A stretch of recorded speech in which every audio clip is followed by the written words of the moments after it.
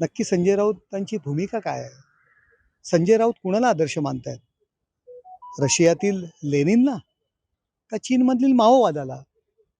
जो लेनिनवाद आपण म्हणतो 1917-18 साली झारची यांची सत्ता उलथवून टाकण्याकरता जी रक्तरंजित क्रांती झाली रशियात, परंतु त्या रशियामध्ये लेनिन यांनी अनेक सर्वसामान्य माणसांचा सुद्धा मारून टाकलेला आहे. भविष्यातील नेतृत्व संपवलेलं आहे. अशा लेनिनवादाचे ते पुरस्कर्ते आहेत का?